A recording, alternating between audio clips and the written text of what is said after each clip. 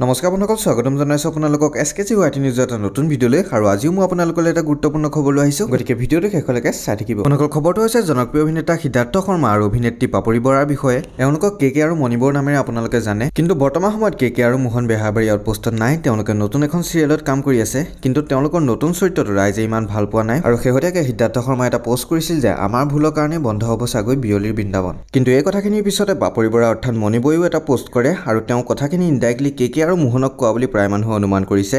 তেওঁ কয় যে সময় নিজকে অহংকাৰত পুত গৈ দম্ভালি মাৰি বৰগছৰ লগত তুলনা কৰি আনক ৰঘুমলাৰ লগত মিলোৱাজনক মোৰ তৰফৰ পৰা সমবেদনা। আমি মাটিৰ মানুহ, মাটিতে আছোঁ। অহংকাৰী হ'ব নোৱাৰিলোঁ, বিক্ৰী যাব নোৱাৰিলোঁ, কাৰণ মোৰ বাবে ৰাইজেই সকলো।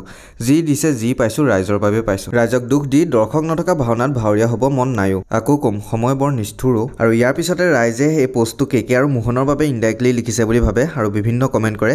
কাৰণ আপুনি যদি কথাখিনি ভালদৰে চায় তেনেহ'লে প্ৰায়খিনি মিলিও গৈছে। আৰু নিউজ চেনেলসমূহতো তেওঁলোকৰ ওপৰতেই পোষ্টটো লিখিছে বুলি কয়।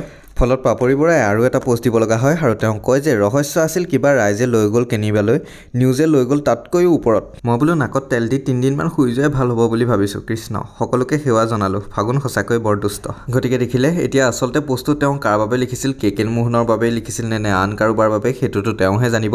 কিন্তু আপোনালোকে ইয়াৰ বিষয়ে কি ভাবে তলত কমেণ্ট কৰি জনাব পাৰে। আজি এই ভিডিঅ'টোত ইমানেই। যদি ভাল পালে লাইক, শ্বেয়াৰ, কমেণ্ট কৰিব নাপাহৰিব। আৰু চেনেলত যদি নতুনকৈ আহিছে তেনেহ'লে ছাবস্ক্ৰাইব কৰিব। আজিলৈ ইমানেই। ধন্যবাদ। জয় অসম।